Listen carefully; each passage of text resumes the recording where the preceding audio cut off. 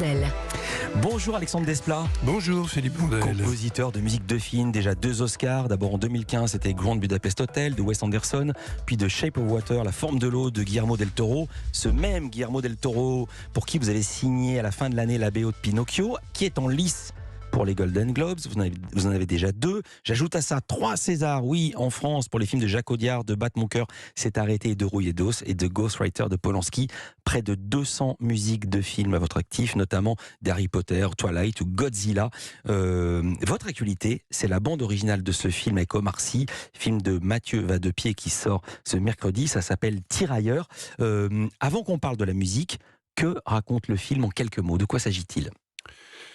Eh bien, c'est l'histoire d'un père et d'un fils. Je crois qu'on peut simplifier peut-être, parce que c'est ce qui rend le film universel. C'est un père et un fils. Un père qui veut protéger son fils qui est enrôlé de force dans l'armée française pendant la guerre de 14 pour devenir tirailleur sénégalais. Et comment ce père va tenter de protéger ce fils à travers les combats, à travers les campagnes de Verdun, de la Marne. C'est un film grave.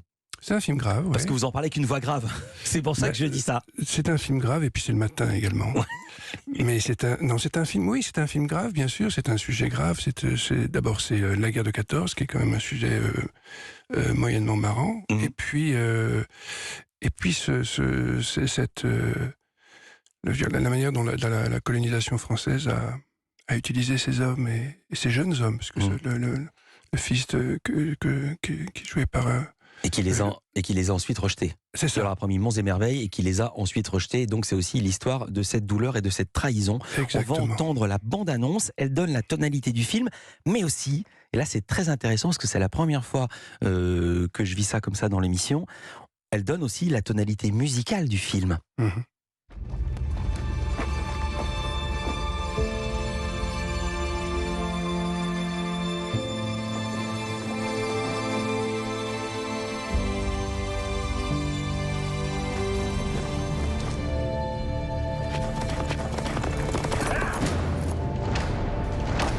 Incorporé. Africains du Haut-Niger, du Sénégal, de la Guinée, du Soudan. Vous allez contribuer à cette éclatante victoire. Quoi, guerre Gonden Baba? Guerre? Après cette bataille, vous ne serez plus des indigènes, vous serez des Français. En position!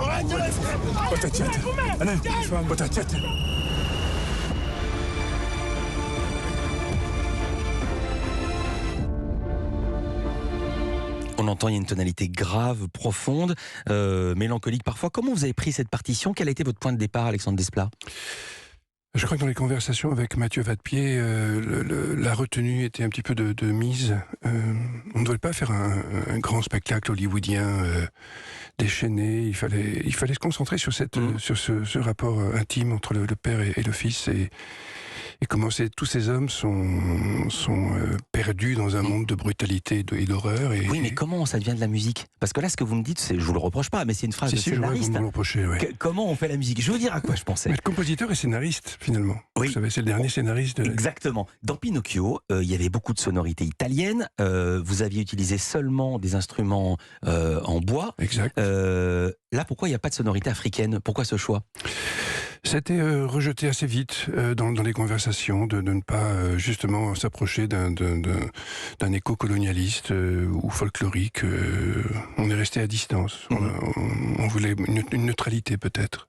Et est-ce que vous êtes aussi inspiré de la musique qui se faisait, la musique symphonique qui se faisait en 1917? Non. Pour quelle raison?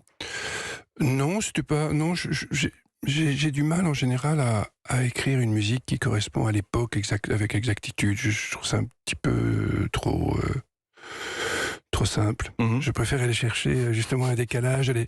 Ce qui m'intéresse, c'est d'écrire une musique qui entre en vibration avec l'image, qui offre autre chose. Donc si je colle à l'époque avec attention, je pense que ça crée pas beaucoup de dissidence. Et puis c'est aussi pour ça qu'on vient vous chercher, parce que s'il avait voulu des musiques de l'époque, des musiques africaines de l'époque, de la musique ethnique, de la musique folklorique et du musette, c'est pas la peine d'appeler Alexandre Desplat. En quelque sorte. Hein, on achète des disques, on paye les droits. Et bien voilà, on prend du Debussy, ou bien sûr, oui, Voilà. ou de Ravel. Oui. On continue de parler de musique, on va entendre des chansons, on va entendre beaucoup de choses. Alexandre Desplat est avec nous dans Culture Média.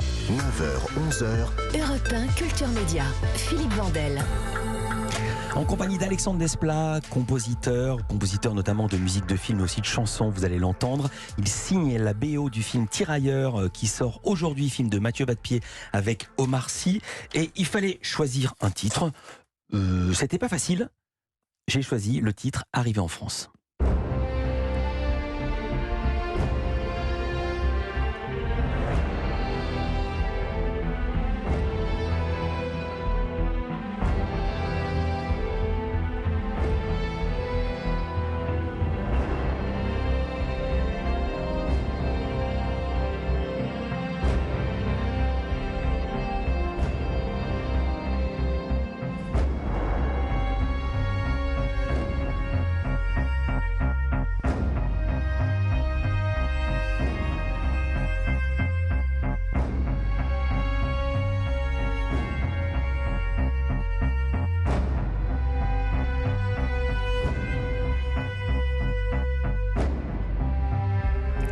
On comprend que c'est une arrivée en France. Au départ, c'est harmonieux, puis ensuite, les accords se font dissonants. Comment on travaille avec un réalisateur? Plutôt vous, comment vous travaillez? Puisqu'il y a 1000 manières de travailler. Il y en a qui découvrent la musique, il y en a qui la veulent au tournage, comme Lelouch. Il y en a qui s'en fichent complètement. Je me souviens que Delerue, qui avait composé la musique du Mépris, Godard a dit ouais, ça c'est pas mal. Voilà, puis c'est devenu un hit. Est-ce que vous connaissez les scènes, vous connaissez les séquences, ou alors vous composez plusieurs musiques et lui les dispatche à sa manière? Comment vous travaillez? Dans ce film avec Mathieu, c'est plutôt la méthode que j'apprécie, c'est j'aime regarder le film quand il est vraiment presque terminé de monter, parce que c'est ce qui m'inspire, ce sont les images, ce sont les acteurs, comment ils prennent la lumière, comment ils se déplacent, leur voix. Et c'est cet ensemble-là. Moi, je suis juste, j'essaie de m'adapter à ces mouvements, à ces gestes. Je suis comme un acteur supplémentaire qui serait avec eux sur le plateau, qui tourne autour d'eux, qui les accompagne, qui amplifie leurs émotions, leurs gestes. C'est une belle image que vous employez là, parce que l'acteur, le metteur en scène, il donne des indications. Parfois, on peut dire un texte triste, mais le dire joyeusement, et ça change totalement le sens. La séquence peut être terrible, mais vous en faites une musique joyeuse, ou l'inverse. Un dîner qui peut être un dîner de fête, mais vous en faites quelque chose en mineur avec des dissonances. Vous êtes seul maître à bord, ou est-ce que le réalisateur vous dit là je voudrais ceci, là je voudrais cela? Non, c'est toujours une conversation, c'est toujours un échange, c'est une collaboration. Je propose des choses, le metteur en scène. Et parfois il dit non? Bien sûr. Bien sûr. Ah oui? À tort ou à raison. Mais une fois qu'on a enregistré 80 musiciens ou 100 musiciens et dit non... Non, parce que... comment ça se passe? Il y a des maquettes? Comment... Oui, je compose des maquettes absolument orchestrées de A à Z. Tout l'orchestre est là. Là, par exemple, on entendait dans ce morceau qu'on entendait tout à l'heure, il y a de l'électronique et de l'orchestre. Tout ça est déjà préparé avant d'aller en studio. Et puis on remplace les instruments évidemment synthétiques par l'électronique, par des vrais instruments. Il y a souvent des partis pris dans vos partitions. Exemple pour Pinocchio, je l'avais dit rapidement, il n'y avait que des instruments en bois, c'est-à-dire du violon, du piano, de la clarinette et autres, mais pas de cuivre. Est-ce qu'il y a eu un parti pris pour Tirailleurs, et si oui, lequel? Le seul parti pris, ça a été de...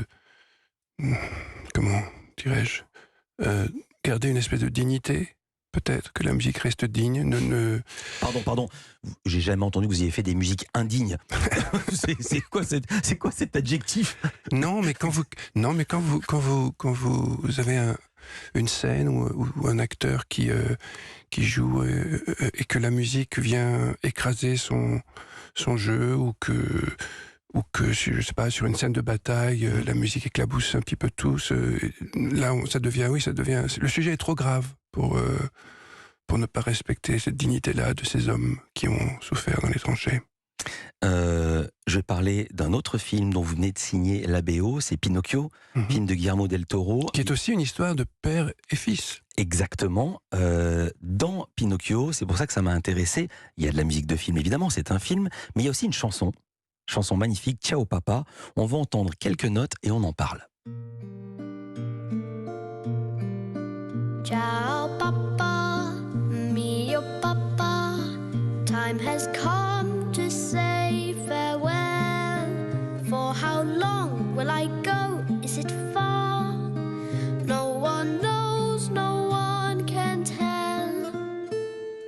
If I am gone for a long, long time, I'll pack away a fine piece of shine. The sounds of birds chirping with bells draw rings of plums to bags of shells. The smell of bread, a drop of wine, your memory, father of mine.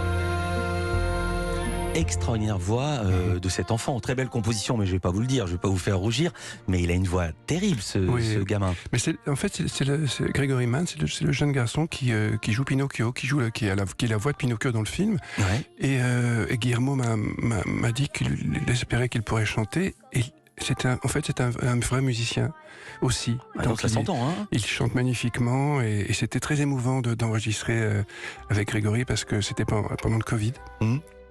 Et au début, il a pu enregistrer en studio, puis après, il ne pouvait plus. Et il y a certaines séances qu'on enregistrait par vidéo. Il était dans sa chambre d'enfant avec ses nounours, ses jouets. C'était tellement mignon. Et puis, je l'ai revu il y a la première. Il m'a dit « Bonjour, Alexandre !» Parce qu'évidemment, il est muet. Ouais. Et oui, maintenant, il a 13 ans et il n'a plus la même voix. On ne peut plus le faire chanter avec cette voix d'or qu'il avait à l'époque. Et il dit bonjour Alexandre, il parle avec cet accent français parfait. Oui. C'est un français? Non, il est anglais. Vous restez avec nous, on va parler de musique. Il y a Pink Floyd, ça vous parle? Bien sûr. Mais Thomas Mother. Évidemment. Mais là, c'est des lives, c'est des bandes qui ont été retrouvées par Stéphanie Loire, mais pas seulement elle. Culture Média continue, à tout de suite.